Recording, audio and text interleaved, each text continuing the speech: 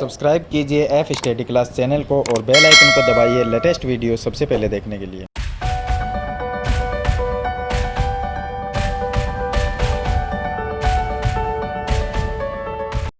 Hello students, आज इस video में हम कक्षा 8 की जो गणित है उसका चैप्टर नंबर जो फर्स्ट है उसके बेसिक कंसेप्ट को हम समझेंगे, यानी कुछ उसकी बेसिक बातें हैं उनके बारे में मैं आपको इस वीडियो में बताऊंगा। तो उसके बाद ही हम नेक्स्ट वीडियो में इसके जो क्वेश्चन हैं उनको सरल करेंगे। तो ये जो कक्षा 8 की मैथमेटिक्स की जो बुक है गणित की, इसका जो कोर्स है वो चेंज हो गया। जैसे कि आपको पता है तो पहले आरबीएससी में ये बुक नहीं थी। तो यहाँ पर देखिए आरबीएससी में पहले अलग थे इसमें चैप्टर, और अब ये चेंज हो गई है अभी। तो यहाँ पर देखिए चैप्टर जो है वो अलग कर दिए गए हैं सभी।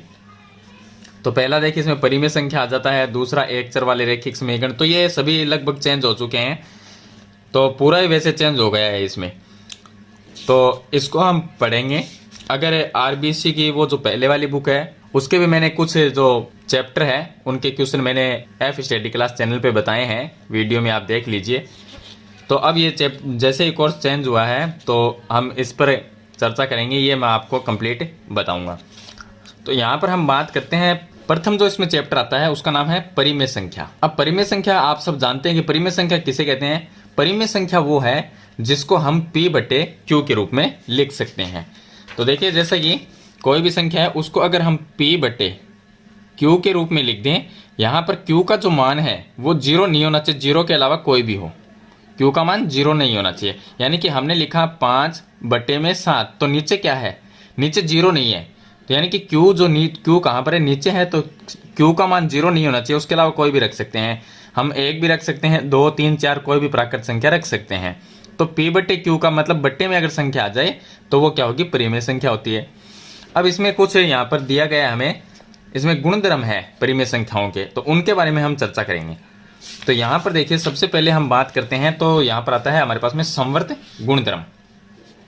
यहाँ पर है ये परिमेय संख्याओं के लिए गुणधर्म, संवर्त गुणधर्म है। संवर्त गुणधर्म में अलग अलग इसमें दिया गया है। जैसे कि पहले आता है पूर्ण संख्याएं। अब पूर्ण संख्याएं कौन सी होती है, देखिए मैं आपको बता देता हूँ पूर्ण संख्याएं।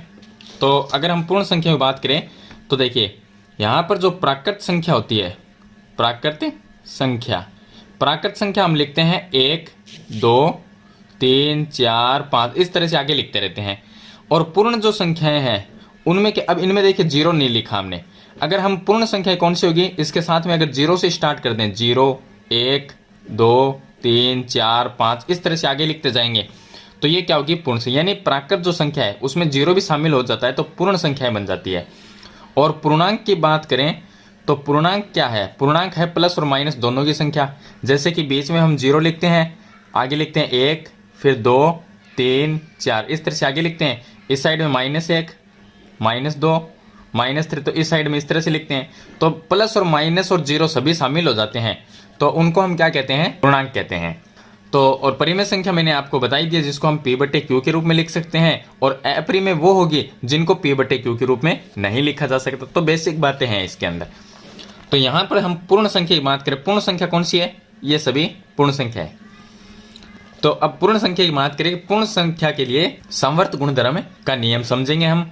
तो इसमें दिया गया है सबसे पहले कि योग मतलब दो संख्याओं का योग करना। अगर हम पूर्ण संख्याओं में से दो संख्या ले लें और उनका योग करने पर भी हमें क्या है, एक पूर्ण संख्या प्राप्त हो, तो वो क्या हो गया, योग के लिए क्या है, संवर्त है वो। यानी कि इसमें हम ये देखेंगे कि अगर पूर्ण संख्या ये है 0 से, तो 0 से हम कोई भी संख्या ले सकते हैं। इनमें से हमने लिया 1 और 2, अगर इनको जोड़ दिया जाए तो कितना आता है, 3 आता है। और 3 क्या है, 3 इसमें है, इसमें ये यहाँ पर है 3, यानी कि 3 भी क्या है, एक पूर्ण संख्या है। तो योग के लिए संवर्त गुणधर्म का नियम है वो काम करता है। तो पूर्ण संख्या योग के अंतर्गत संवर्त होती है। दूसरा है व्यवकलन। व्यवकलन मतलब संख्या को माइनस करना। अब अगर मैं यहाँ पर संख्या को देखिए, पूर्ण संख्याओं में माइनस की कोई संख्या नहीं आती।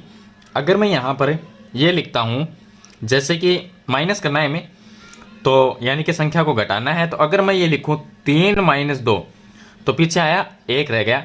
1 क्या है, पूर्ण संख्या है, क्योंकि 1 पूर्ण संख्या में आता है। अगर इसको संख्या को पलट कर देखें, यानी कि 2 में से अगर मैं 3 को माइनस करूं तो क्या आएगा, -1। और पूर्ण संख्या में माइनस की कोई संख्या आती नहीं है, तो इसका मतलब क्या है, पूर्ण संख्याएं व्यवकलन के अंतर्गत संवर्त नहीं होती। तो पूर्ण संख्याएं यानी कि घटाने, अगर हम घटाते हैं तो उसके अंतर्गत वो संवर्त, उसमें गुणधर्म है वो काम नहीं करता, क्योंकि इसमें माइनस की भी आ सकती है घटाने पर, तो इसमें पूर्ण संख्याओं में माइनस की कोई संख्या ही नहीं आती, तो इसके अंतर्गत ये संवर्त नहीं है। गुणा के लिए इनमें पूर्ण संख्याओं में से कोई भी 2 संख्या ले लें, 3 गुणा 2, अगर इसको लिखते हैं तो कितना आएगा, 6 आएगा। अब 6 क्या आ रहा है हमारे पास में, एक पूर्ण संख्या ही प्राप्त हो रहा है, तो पूर्ण संख्या ये दोनों पूर्ण है, और इन दोनों को गुणा करने पर भी हमारे पास में क्या आती है, पूर्ण संख्या आती है। तो इसका मतलब जो पूर्ण संख्या है वो गुणन के लिए संवर्त है, यानी कि गुणा करने पर भी हमें पूर्ण संख्या प्राप्त होती है, तो उसके लिए संवर्त हो जाएगा। इसी तरह से भाग के लिए, तो भाग के लिए अगर हम 2 पूर्ण संख्या ले, उनमें भाग दे, जैसे कि 6 में अगर 2 का भाग दिया, 6 और 2 दोनों क्या है, पूर्ण संख्या है, क्योंकि ये पूर्ण संख्या में आएगी, आगे लिखेंगे तो 6 भी पूर्ण संख्या है और 2 भी पूर्ण संख्या है। अगर इनका भाग दूं तो कितना आएगा, 3, 3 भी एक पूर्ण संख्या है। अगर इसको ऐसे ना लिखें, हम लिखें यहाँ पर 4 और बट्टे में लिखें 5, अब क्या होगा, अगर मैं 4/5 लिख दूं तो क्या होगा, इसमें भाग नहीं गया, तो पहले हम 0 लगाएंगे, फिर पॉइंट आएगा, फिर कुछ इस तरह से संख्या आएगी आगे। तो यहाँ पर क्या हुई, ये जो पॉइंट में ये संख्या आ गई, ये पूर्ण संख्याओं में नहीं है, इसका मतलब पूर्ण जो संख्या है वो भाग के अंतर्गत संवर्त नहीं होती है, ये आपको ध्यान रखना है। यानी कि इसका कहने का मतलब ये है कि पूर्ण संख्या को अगर हम योग करें तो हमें पूर्ण संख्या ही प्राप्त होनी चाहिए, अगर हम उनका माइनस करें, 2 पूर्ण संख्याओं को माइनस करें, तो अगर पूर्ण संख्या प्राप्त होती है तो उसके लिए वो संवर्त हो जाएगी, अगर नहीं प्राप्त होती है तो वो संवर्त नहीं है। गुणा के लिए 2 पूर्ण संख्याओं को गुणा करने पर अगर उसका गुणनफल भी पूर्ण संख्या प्राप्त होती है तो उसके लिए संवर्त हो जाएगा। भाग के लिए इसका नियम यह है कि अगर 2 पूर्ण संख्याओं में भाग दिया जाए तो पूर्ण संख्या ही प्राप्त होती है, यानी भागफल जो आता है वो पूर्ण संख्या आता है, अगर पूर्ण संख्या नहीं आता है तो उसके लिए वो संवर्त नहीं है। तो इस तरह से इसने यहाँ पर लिखा है। आगे क्या आता है, पूर्णांक। पूर्णांक के लिए इसने दिया है, पूर्णांक का मतलब क्या हो गया, जिसमें ये प्लस और माइनस दोनों की संख्या आती है, प्लस की भी आती है और माइनस की भी आती है। तो यहाँ पर देखिए, अब पूर्णांक की बात करें तो पूर्णांक में हमारे पास में प्लस की भी आती है पूर्णांक में, और माइनस भी आता है, 0 भी शामिल है इसमें, तो इसको हम पूर्णांक कहते हैं। जिसमें प्लस, माइनस और 0 की संख्या शामिल होती है, ये सभी संख्याएं, तो वो पूर्णांक होते हैं। चलिए पूर्णांक की बात करें तो पूर्णांक के लिए क्या, इसका जो गुणधर्म है वो संवर्त है। अगर हम 2 पूर्णांक ले और उनका योग करें तो हमारे पास में पूर्णांक आना चाहिए। तो चलिए इसके अकॉर्डिंग हम इसको सरल करते हैं। तो यहाँ पर देखिए, यहाँ पर दिया गया है कि -6 और +5, इसका आंसर कितना आया, -1, और -1 क्या है, एक पूर्णांक है, इसका मतलब पूर्णांक योग के अंतर्गत संवर्त है। अगर पूर्णांक का योग करें तो उसके लिए क्या है, वो संवर्त है, क्योंकि हमें वापस उत्तर भी उसका पूर्णांक ही आ रहा है। चलिए उसके बाद में आगे नेक्स्ट में दिया है हमें कि व्यवकलन के लिए, यानी कि इसको माइनस करने पर, यहाँ पर व्यवकलन का मतलब है माइनस करना, तो इसके लिए क्या, 7 में से अगर -7 - 5 किया तो 2 आया, अगर 5 - 7 करते तो क्या आता, -2, लेकिन 2 प्लस का है या माइनस का है, तो दोनों ही पूर्णांक, तो इसके लिए भी ये संवर्त हो जाएगी। चलिए गुणा के लिए 5 को 8 से गुणा करा 40 आया, और या 8 को 5 से गुणा करने पर भी 40 आया, तो दोनों ही क्या है, पूर्णांक है, तो इसके लिए भी क्या है, संवर्त हो जाएगी। अगर 5 में 8 का भाग दिया तो 5/8 हो गया। अब 5/8 में अगर भाग दूंगा तो इससे कोई पूर्णांक हमारे पास में नहीं आएगा, क्योंकि यह हो गया पॉइंट में आ जाएगी संख्या, ना प्लस में आया ना प्लस में आ सकता है, माइनस में आ सकता है, लेकिन यहाँ पर क्या है, पॉइंट में आ जाएगा, दशमलव में, तो दशमलव में आ जाएगा। इसका मतलब पूर्णांक जो होते हैं वो भाग के अंतर्गत संवर्त नहीं होते। नेक्स्ट में लिखा है परिमेय संख्या वाला। अब परिमेय संख्या के लिए ये अलग से दिया हुआ है इसमें कि परिमेय संख्या का अगर योग करते हैं, 2 परिमेय संख्या को जोड़ते हैं तो उनके लिए संवर्त हो जाएगा। चलिए नेक्स्ट में हमें दिया गया है यहाँ पर क्रम विनिमयता का नियम। पहला हमने गुणधर्म पढ़ लिया, कौन सा है, संवर्त गुणधर्म, पहला पढ़ा है संवर्त गुणधर्म, और दूसरा हम पढ़ रहे हैं क्रम विनिमयता। तो ये गुणधर्म दूसरा हो गया, ये 1 नंबर हो गया, ये दूसरा। अब दूसरे गुणधर्म में हमें ये देखना है जोड़, बाकी, गुणा और भाग, इनके लिए ये काम करेगा या नहीं करेगा। तो पहले क्रम विनिमयता का मतलब है, क्रम विनिमयता का मतलब ये होता है क्रम चेंज करना संख्या का। मतलब अगर मैंने 5 × 3 लिखा या 3 × 5 लिखा, आंसर बराबर ही आएगा, इसका भी 15 आएगा और इसका भी 15 आएगा। तो इस तरह से हमें ये चीज़ चेक करनी है। इसमें देखिए क्रम विनिमेयता में पूर्ण संख्या कौन सी होती है? जो 0 से स्टार्ट होती है। 0, 1, 2, 3, 4, 5 इस तरह से लिखते हैं, वो पूर्ण संख्याएं हैं, आगे तक लिखते जाएंगे।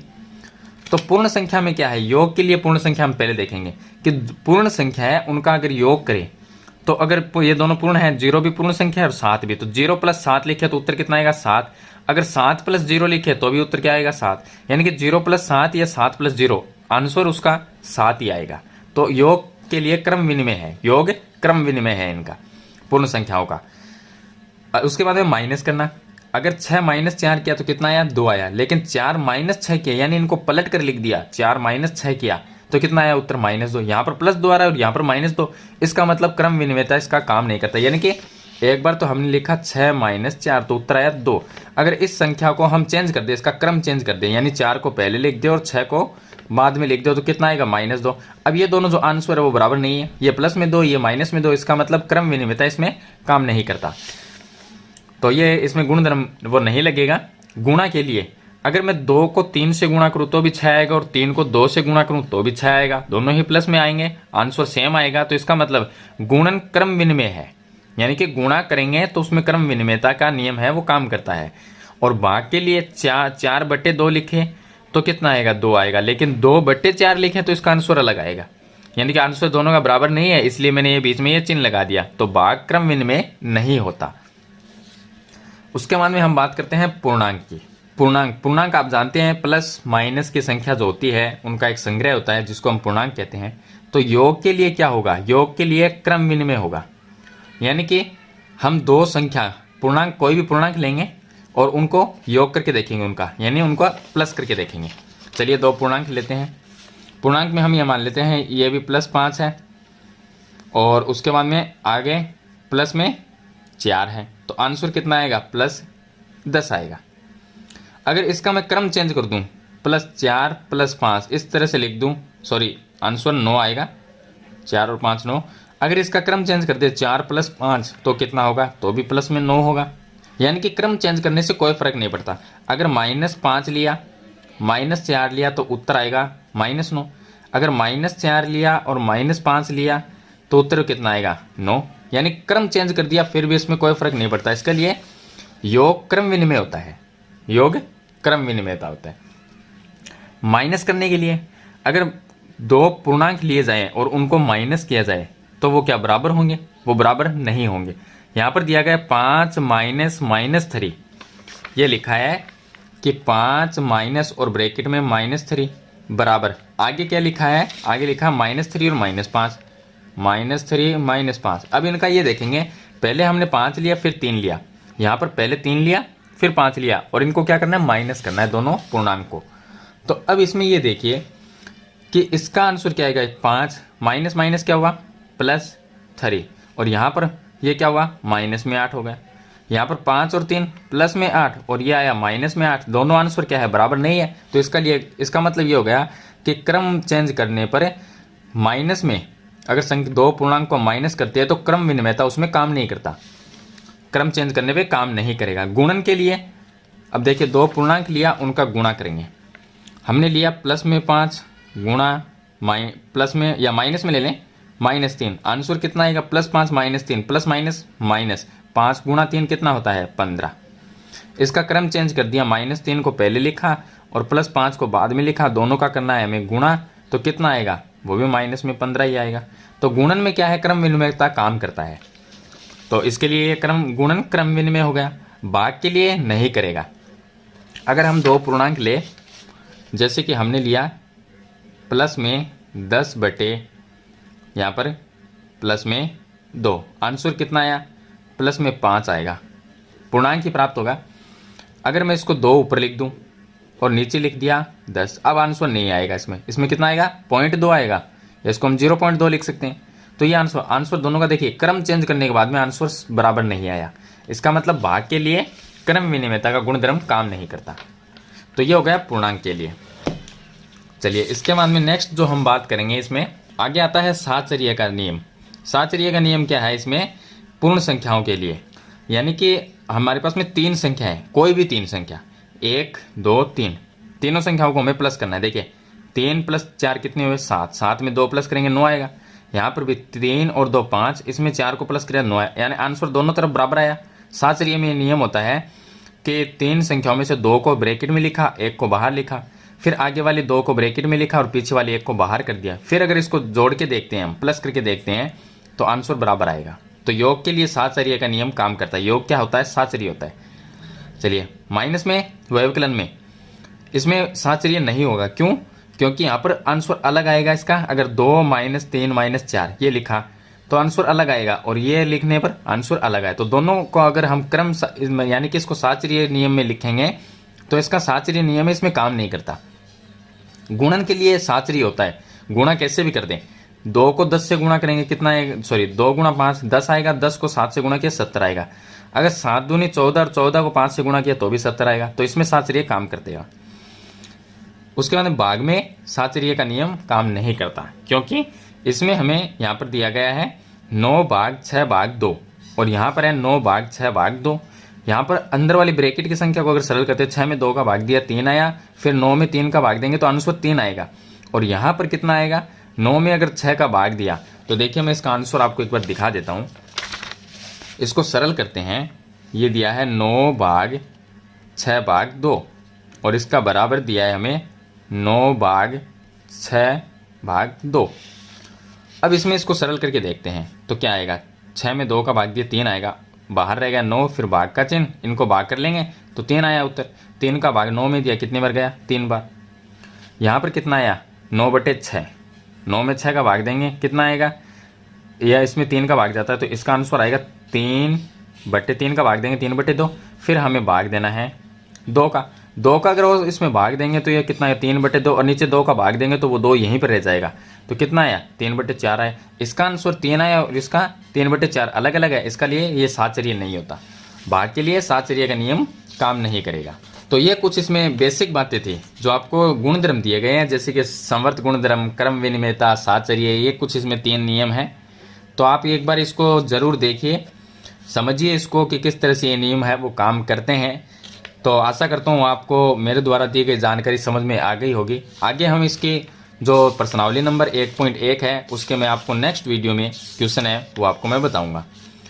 तो आज की वीडियो में इतना ही। मिलते हैं नई वीडियो नए टॉपिक के साथ, तब तक के लिए थैंक यू।